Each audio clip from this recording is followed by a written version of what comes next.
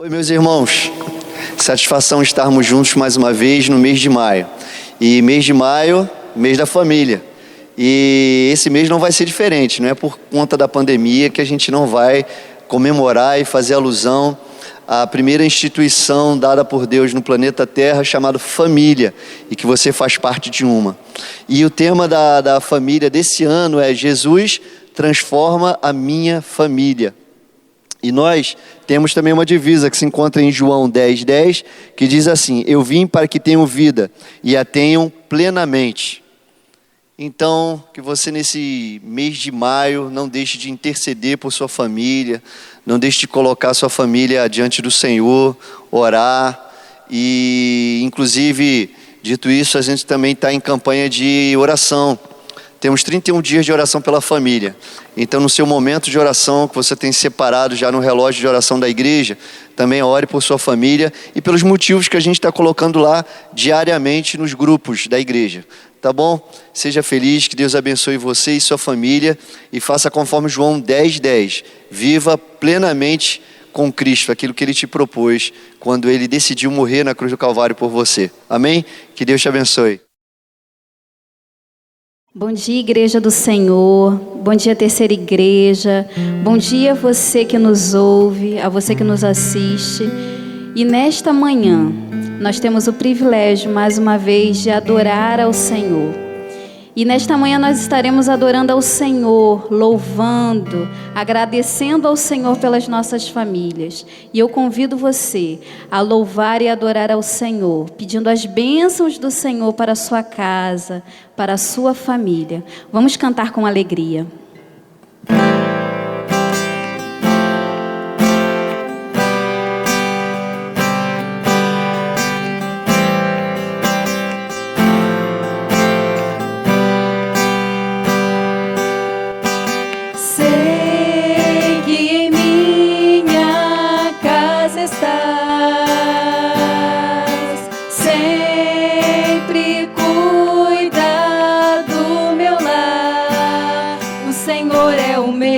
Pastor, e nada vai faltar, pois sei que tu és fiel a mim. Sei que os meus filhos crescerão e terão as bênçãos de tuas mãos. Minha descendência vai a ti obedecer e frutificarão. Pela fé eu posso ver Deus da família, abençoe o meu lar. Deus da família, vem minha casa edificar, faça morada eterna em nossos corações. Deus da família, és o Deus do nosso lar.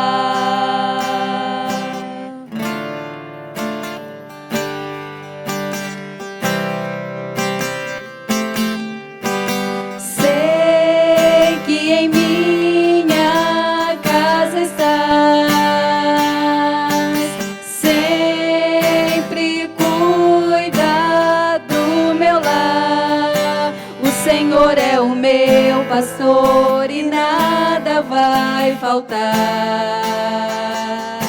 pois sei que tu és fiel a mim.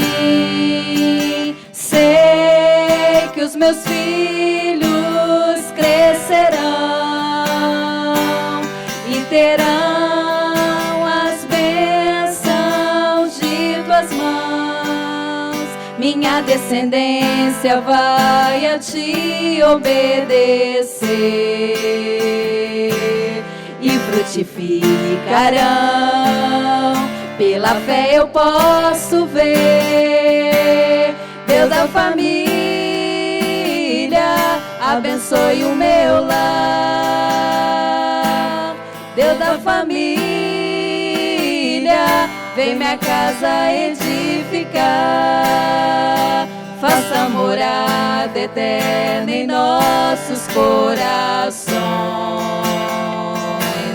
Deus da família, és o Deus do nosso lar.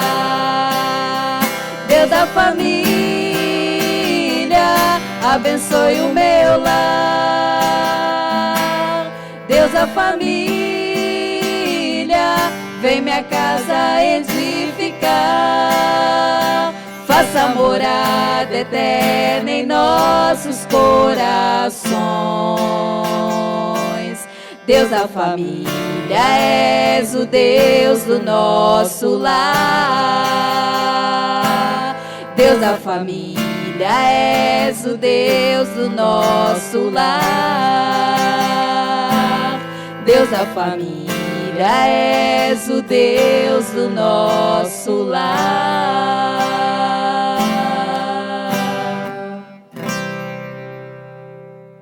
Olá, meus amados irmãos, que bênção ter você aqui novamente para que a gente possa aprender um pouquinho mais da palavra de Deus. Eu gostaria de pensar hoje com você sobre compulsão. Compulsão. Qual é a sua?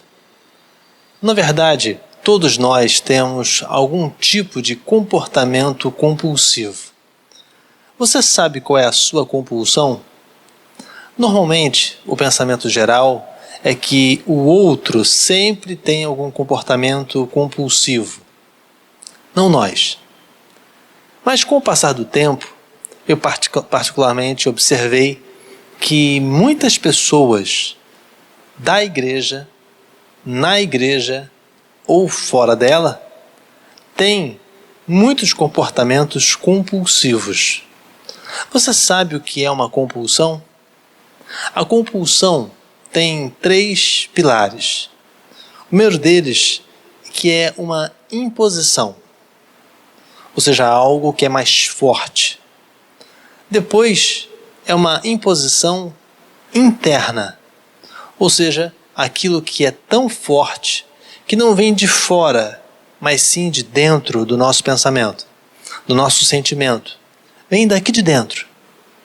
E depois de ser uma imposição e depois de ser interna, ela é irresistível.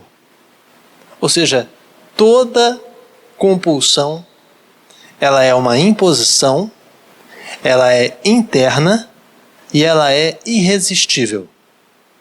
Por isso que é tão complicado a gente falar sobre compulsão nos dias de hoje. Porque no fundo, todos nós temos algo que não queremos fazer, mas fazemos. Algo que a gente sabe que é errado, mas quando observamos já estamos fazendo ou acabamos de fazer. Às vezes algo impensado. E quanto mais velho a gente vai ficando, mais impensado e mais abrupta é essa vontade. Mais rapidamente ela vem, mais fortemente ela conduz, e os resultados são sempre difíceis de serem administrados, tanto durante quanto depois do ato feito. Bom, eu quero pensar com você hoje como nós podemos resolver essa situação, já que todos nós, nessa geração, somos tentados diariamente a termos um tipo diferente de compulsão. Talvez você pense que seja desnecessário falar sobre isso, mas as famílias brasileiras têm sido diretamente impactadas, porque os seus integrantes são pessoas que vivem diariamente com muitas compulsões.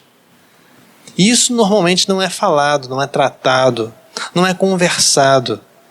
E a gente vai vivendo uma vida dentro da nossa casa, e quanto mais a gente tenta explicar, às vezes aquele integrante da família não entende que aquilo é uma compulsão. Eu quero pensar com você num texto que está em Marcos capítulo 8, no verso 27 até o verso 30, que é um diálogo muito maravilhoso, riquíssimo. Você com certeza conhece esse texto. Marcos capítulo 8, 27 a verso 30, que fala assim: E saiu Jesus e os seus discípulos para as aldeias de Cesareia de Filipe. E no caminho perguntou aos seus discípulos, dizendo: quem dizem os homens que eu sou? E eles responderam: João Batista, e outros Elias, mas outros um dos profetas. E ele lhes disse: mas vós, quem dizeis que eu sou? Então Pedro respondendo disse: tu és o Cristo. E admoestou-os para que ninguém dissessem aquilo dele. Que linda mensagem! O que isso tem a ver com compulsão? Tem a ver porque Jesus Cristo faz uma pergunta aos seus discípulos. E os discípulos eram pessoas adultas. Eram pessoas razoavelmente livres. E a gente pode perceber no texto que Jesus Cristo fez duas perguntas pessoais a eles. A primeira das perguntas foi: quem os homens por aí dizem que eu sou? E eles responderam, uns falam que é João Batista, outro Elias, outros um grande profeta. E depois ele pergunta: mas quem vocês falam que eu sou? E o que me fez estranhar foi o silêncio dos discípulos. Os discípulos sabiam quem para os outros Jesus representava, mas pelo jeito eles não souberam dizer para Jesus o que ele representava para eles. Apenas Pedro, num lance de sabedoria, fala para Jesus: o Senhor é o Cristo, o Senhor é o Messias. Por que eu estou destacando isso com o tema de compulsão? Porque a dúvida que pairou no ar, e apenas Pedro falou que Jesus Cristo era o Cristo, ou seja, que ele era o Messias, que ele era alguém diferenciado, especial, esperado por todo aquele tempo, isso nos dá uma certa noção que os próprios discípulos tinham as suas compulsões. Eles eram homens como nós. Então eu fiquei pensando, por exemplo, que compulsão Jesus teve que lidar com Judas. Judas, pela história dos evangelhos que é acerca dele, a gente pode notar que Judas tinha uma compulsão pela avareza. Judas era avarento, ganancioso. Tudo aquilo que ele fez contra Jesus, não apenas no ato da traição, representa a compulsão, ou seja, algo interno que era imposto a ele por ele mesmo e que se tornou irresistível, a tal ponto de trair Jesus. Outro discípulo também que tinha algum tipo de compulsão era Pedro. Na minha visão, Pedro tinha uma compulsão com a mentira. Tanto que Jesus Cristo, já perto da sua crucificação, da sua prisão, Jesus Cristo fala para ele que ele negaria em meio à multidão que era discípulo de Jesus. E até mesmo quando Jesus foi para ser preso, Pedro, em vez de orar e aceitar e acatar a ordem de Jesus para não resistir, Pedro saca de sua cintura uma arma e vai contra o soldado e arranca-lhe a orelha. Ou seja, Pedro, na caminhada com Jesus, teve que ser tratado pelo próprio Messias porque ele tinha uma vida de aparência, ou seja, a vida dele não era aquilo que ele fazia. A vida dele não era aquilo que ele falava. A vida dele era cercada por uma compulsão de mentira. E Jesus teve que tratar isso com ele. Outro discípulo também, que a gente percebe que Jesus teve que tratar a compulsão, era Tomé. Tomé, logo após a crucificação de Jesus, é lembrado que os discípulos estavam sozinhos e Tomé fala que só acreditaria vendo as marcas nas mãos de Jesus, nos pés de Jesus, se ele realmente havia ressuscitado. E logo assim que Jesus Cristo, pela palavra, ressuscitou e esteve com os discípulos, a primeira pessoa que Jesus procurou foi Tomé. E ele mostrou os seus sinais. Tomé tinha uma compulsão, na minha visão. Tomé tinha compulsão de pensar na razão, sem fé. Ele só acreditava naquilo que ele via. Era algo imposto por ele mesmo, que de alguma maneira era interno, era uma força maior e que ele não conseguia resistir. Então, ter fé para ele era um grande desafio. E Jesus Cristo teve que tratar isso com ele. Outro discípulo, no caso 2 irmãos, que na minha visão também tinham algum tipo de compulsão, eram Tiago e João. Eles tinham uma compulsão, na minha visão, pelo poder. Tanto que Jesus Cristo foi surpreendido com o pedido deles. Uma vez Jesus Cristo estava falando com seus discípulos e de repente ele é interrompido porque 2 discípulos, Tiago e João, eles pediram um favor ao Senhor. Pediram para que quando o Senhor tomasse o seu poder, o seu reino, colocasse uma cadeira de cada lado e desse poder a eles. Ou seja, eles também tinham uma compulsão, um desejo maior, interno, pelo poder. Por isso que eu te pergunto hoje, se os discípulos de Jesus tinham as suas compulsões, Judas, Pedro, Tomé, Tiago, João, e a gente poderia ficar citando aqui todos eles, mas não é o momento. Eu te pergunto então, qual é a sua compulsão? O que é que está internamente na sua mente que você não consegue deixar de fazer e que não gostaria de fazer, mas faz? Faz 1 vez, 2, 3, 4, 5 vezes. Quando vê, já está fazendo. E eu quero hoje tratar com você qual é a sua compulsão e quais são as compulsões mais comuns no nosso tempo. Uma das coisas que a gente percebe é que a compulsão ela é feita mediante os hábitos daquela sociedade, daquela geração. As compulsões da época dos discípulos são diferentes das nossas, porque o ambiente da vida deles era totalmente diferente do nosso.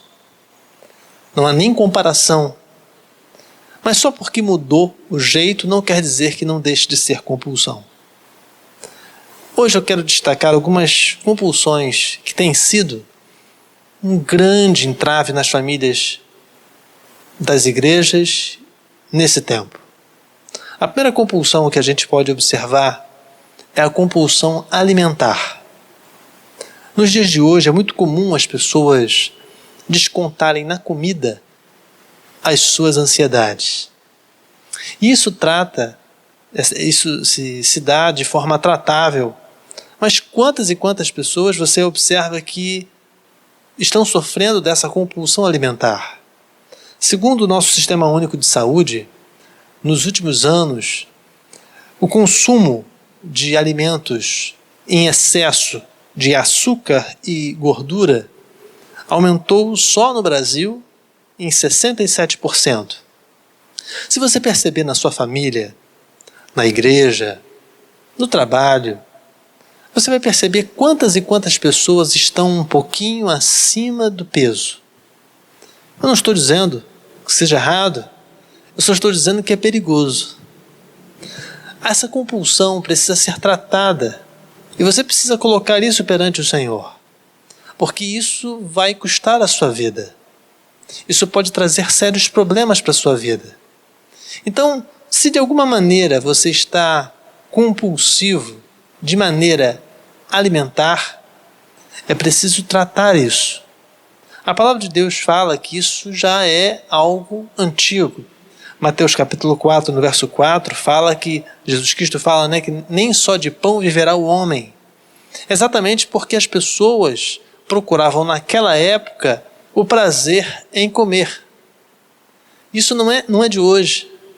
O problema não é o prazer em comer.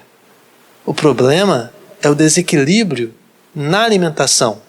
Quantas e quantas pessoas eu mesmo vejo, pessoas capazes, fiéis ao Senhor, mas quando fala em comida, quando fala em alimento,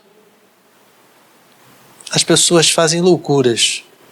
Eu vejo pessoas que não podem comer doce comendo, que não podem comer salgados comendo, fazendo loucuras, tendo proibições pelos médicos para se alimentar de uma maneira correta, e o indivíduo faz totalmente o contrário que o médico falou. Se isso está servindo para você, também serve para mim. É uma compulsão alimentar muito comum em nosso meio.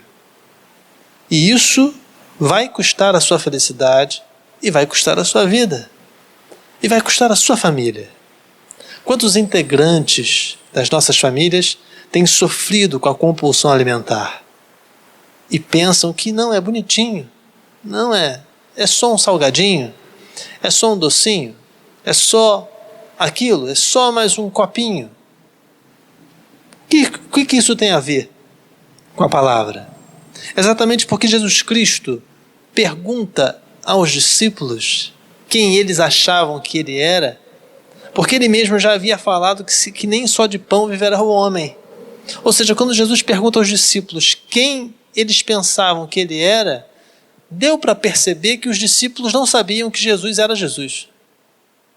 Eles não se conheciam. Talvez eles estivessem com Jesus no início da caminhada por causa do pão, por causa do alimento, por causa do alimento moral, por fazer parte de um grupo. Da mesma maneira que muitas pessoas estão hoje em dia nas igrejas, não por causa de Jesus, mas por causa de um grupo, de amizade, por causa de uma ajuda, por causa da família, porque os familiares fazem parte da mesma igreja, e não, vou ser parte daquela igreja também. Meu amado, você que é discípulo de Jesus, você precisa curar-se dessa compulsão alimentar, que tem alimentado o seu corpo físico e que tem alimentado a sua alma. E isso é tratável. Se coloque nas mãos do Senhor e Ele vai te tratar disso. E você também pode procurar profissionais especialistas nessa área para que a sua vida possa crescer dia após dia e você se livrar dessa compulsão. Outra coisa que a gente pode pensar com relação à compulsão, e uma compulsão muito, muito normal, é a compulsão de consumo. Segunda compulsão, compulsão de consumo. Mas, pastor, é a mesma coisa que alimento? Não. Consumir não é a mesma coisa que alimentar-se. A compulsão de consumo, ela é referente sempre ao ato de consumir algo rápido, mesmo sem nutrientes, mesmo sem qualidade, mesmo sem valor. E aqui no caso, no Brasil, nós temos vivido uma compulsão de consumo, ou seja, as pessoas têm comprado muitas vezes sem necessidade, têm gasto seus valores muitas vezes sem necessidade. E eu peguei um dado concedido pelo Banco Central do Brasil, em que existe um estudo acerca de consumo do Brasil. E eu fiquei pasmo com o que eu li. Na verdade, eu não acreditei muito bem no que eu li, mas como é um dado oficial, eu tive que acreditar. Aqui no caso, no Brasil, só no ano de 2019, a média de pessoas que têm cartão de crédito no Brasil, a média, 77% da população adulta tem cartão de crédito no Brasil. Nada contra, você tem a liberdade de ter. 77% da população adulta, ou seja, acima de 18 anos de idade no Brasil, tem cartão de crédito. Ou seja, isso engloba todas as áreas sociais, todas as classes econômicas. Tanto rico como pobre, classe média, tem cartão de crédito. E aí vem o meu susto. A média de cartões de crédito por pessoa são 3 cartões de crédito. Ou seja, 77% da população adulta tem cartão de crédito. E desses 77%, a grande maioria não tem um cartão de crédito, tem 3. Isso é muito grave, muito sério. E aí vem a média de gastos com o cartão de crédito de forma fútil. O que isso quer dizer? Coisas que não são essenciais, gastos não essenciais. A média de gastos não essenciais por cartão de crédito, por fatura, no Brasil, no ano de 2019, foi de R$ 897,62. R$ 897,62, de 77% da população brasileira adulta. O que isso quer dizer? Que a nossa população, as nossas igrejas, as nossas famílias estão comprando de maneira compulsiva, de maneira fora do comum, algo que não é essencial. Isso é importante se falar, principalmente nessa época de pandemia. Porque se nós pararmos para pensar nas coisas que temos, se elas são essenciais ou não, e fizermos uma comparação com a pergunta de Jesus, tem tudo a ver com a compulsão. Porque quando Jesus Cristo fala com os discípulos, perguntando quem eles achavam quem ele era, na verdade, os discípulos tiveram aquela dúvida, aquele silêncio que só Pedro fala, exatamente porque eles estavam com Jesus, não se alimentando, mas consumindo da presença de Jesus, consumindo da glória de ser discípulo de Jesus, consumindo, se vangloriando de ser especial, porque o mestre era especial. Por isso que nós temos então um problema grande nas igrejas hoje. Nós temos poucos membros e muitos consumidores. Muitas pessoas hoje vão às igrejas não para prestar culto, mas sim para analisar se o culto foi bom ou se foi ruim. Se o louvor cantou bem ou cantou mal. Se o pastor pregou bem ou pregou mal. Se a parede do templo está limpa ou se está suja. Não estou dizendo que seja errado, que você tem o direito de análise. Mas se você vai para o culto só para isso, você é um compulsivo em consumo. Está consumindo algo até mesmo que não é para consumir. É para servir. E aí mora o problema. Há quanto tempo você consome de Cristo? Há quanto tempo você consome da sua família?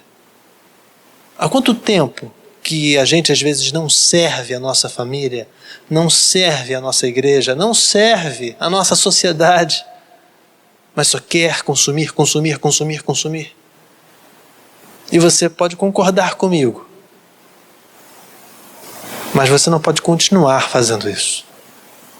É muito fácil a gente concordar com o outro, né? Mas nós temos que mudar a nossa caminhada. Temos que parar de consumir para servir de alguma forma. Terceira compulsão que eu posso destacar hoje é a compulsão pela informação. Compulsão pela informação. Jesus Cristo fez 2 perguntas a seus discípulos. Quem vocês acham que eu sou? E quem as outras pessoas acham que eu sou? Jesus Cristo queria uma informação. Ele queria saber o que eles pensavam sobre o assunto. E a informação não foi muito bem encontrada. Tanto é que há uma discrepância naquilo que os discípulos falam. Eles falam que uns pensam que ele é Elias, depois um grande profeta, depois João Batista. Ou seja, são três segmentos totalmente diferentes. E aí Pedro, por final, fala, não, você é o Cristo. Também a resposta é totalmente diferente dos outros. Ou seja, Pedro estava pensando uma coisa totalmente contraditória, mas correta, dos seus próprios amigos e discípulos de Jesus. Jesus Cristo queria uma informação. Mas você nota que Jesus Cristo não fica perguntando isso aos discípulos toda hora? Não está escrito em Marcos capítulo 9, como aqui nós lemos no capítulo 8, não está escrito no capítulo 9, 10, 11, 12, eis que Jesus Cristo perguntou outra vez, quem vocês acham que eu sou? Ele perguntou algumas vezes, está rodeado aqui nos evangelhos, que ele perguntou isso algumas poucas vezes, mas isso não foi fundamental para ele, não foi algo que ele perdeu o sono, porque ele sabia quem ele era. Então qual é o problema que nós temos visto hoje? É que as pessoas estão enlouquecidas, consumindo e de maneira compulsiva por informação.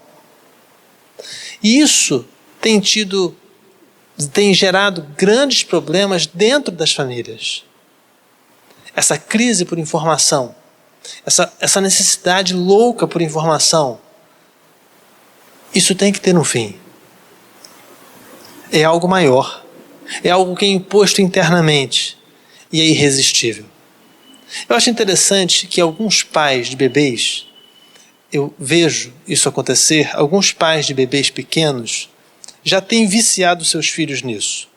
Particularmente, sou pastor e lido com muita gente diferente, ao mesmo tempo, casado solteiro, casado há muito tempo, casado há pouco tempo.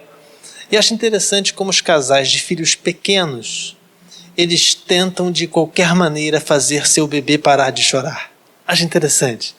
Cada um tem uma estratégia. Acho muito interessante isso, porque alguns pegam seus bebês e balançam e cantam. Tudo bem, tudo ótimo, acho lindo. Mas acho uma coisa interessante sobre o comportamento dos últimos tempos. A maioria dos pais jovens, dos pais com crianças pequenas, tem colocado o celular ou o tablet com algum tipo de desenho para fazer a criança parar de chorar. E para mesmo. Acho interessante. Como é encantador aquele ato da criança olhar para a tela e ficar encantada com aquelas cores fortes, aquela musiquinha tocando. Às vezes é um videozinho no YouTube, às vezes é um joguinho. Acho interessante aquilo. Mas eu também percebi o outro lado, em que depois de um certo tempo que as crianças estão acostumadas a pararem de chorar com o celular, com o joguinho, com o desenhozinho que está passando na tela, ela não consegue parar de chorar se não for com aquilo. A mãe e o pai pode pegar, pode abraçar, pode cantar, pode fazer o que quiser, enquanto não coloca a tela do celular para funcionar, a criança não para de chorar. Por quê? O cérebro é feito de uma maneira maravilhosa por Deus, e aqui dentro, existem algumas coisinhas que a gente chama de neurotransmissores. E esses neurotransmissores têm a capacidade de captar tudo aquilo que é bom ou ruim e dar a sensação de prazer. Então, quando uma criança fica acostumada, desde pequenininha, ao chorar, ter o seu choro interrompido por uma tela colorida e que ela fica encantada e que os olhos chegam a brilhar, os seus neurotransmissores estão de maneira compulsivamente viciados. Aonde eu quero chegar? Eu quero chegar que você, mesmo crente em Jesus, pode estar compulsivo por informação. E existem muitas informações que fazem bem, outras que não fazem bem. Esses dias tenho ligado para as pessoas da igreja e achei interessante uma coisa, que muitas delas estão vendo os jornais e às vezes se preocupam com a quantidade de pessoas que pegaram e que faleceram por Covid. É importante saber, mas não é importante ser a primeira coisa do dia. A gente ligar a televisão ligar a internet para ver quantos morreram hoje. Nossa, pastor, morreram tantos hoje. Amanhã vão morrer tantos. Vamos conferir. A que ponto estamos chegando? Essa compulsão por informação, não estou dizendo para você não saber. Não estou dizendo para você não buscar. Só estou dizendo que nós estamos tão mal acostumados que essa busca por informação está gerando uma compulsão dentro da nossa casa. Para algumas pessoas mais sensíveis, eu tenho aconselhado a evitar telejornais, porque é tanta notícia ruim que é melhor não ver, porque a pessoa fica pior do que não ver. Então é melhor não ver. Então, meus amados, vamos juntos tratar essa compulsão. Aqui hoje nós vemos mais uma compulsão que eu quero tratar com os irmãos, que é a compulsão por trabalho ou lazer. É a mesma coisa, só que o final é diferente. Você percebe na palavra do Senhor, em Marcos capítulo 8, no verso 27 a 30, que Jesus Cristo pergunta a eles quem eles pensam que Jesus era numa hora que não era uma hora muito própria. Por quê? Primeiramente que os discípulos, eles não esperavam essa pergunta. Eles não estavam trabalhando, literalmente, mas também não estavam em uma hora de lazer, literalmente.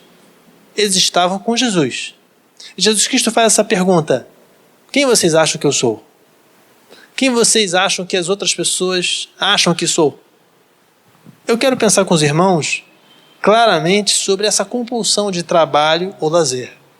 Porque quando isso tem um desequilíbrio, a primeira coisa que a gente deixa de ser é aquilo que a gente quer ser, ou para aquilo que Deus determinou que a gente nascesse.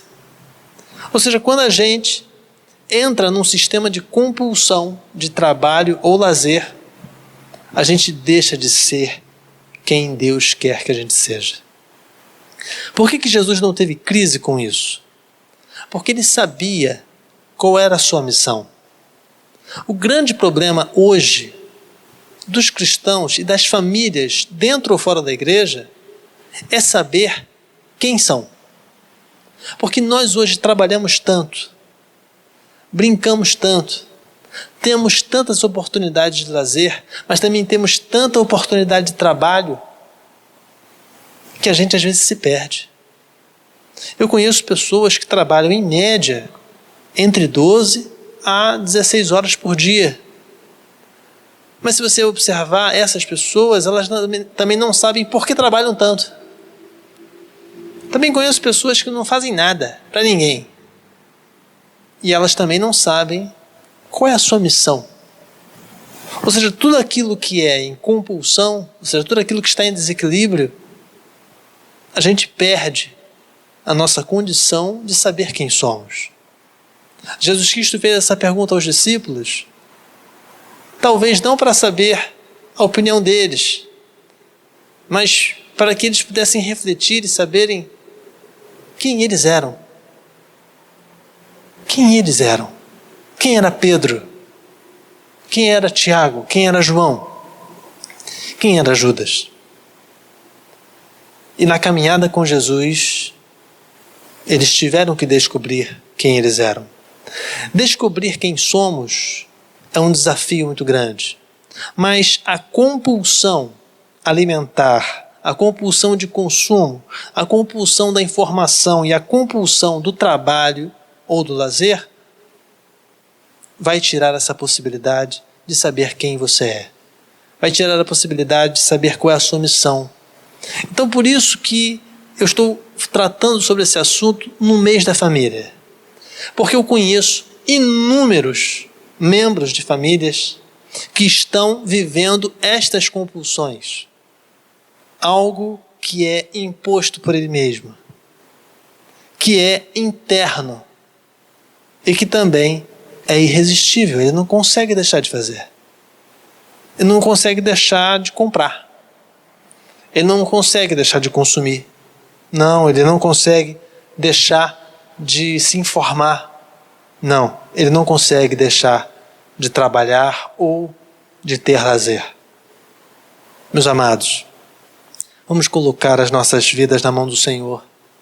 A palavra de Deus fala: entrega o teu caminho ao Senhor, confia nele e ele tudo fará. Deus sabe que você tem essa compulsão e ele quer te ajudar a tratar isso. Existem médicos à disposição, existem situações de igreja que também podem te ajudar, existe a igreja propriamente dita, existem os pastores, existe você. Todos nós temos algum tipo de compulsão. Se você pensa que não tem, já é sinal que tem. Porque é dos humanos. Nós temos nossas compulsões e precisamos tratá-las.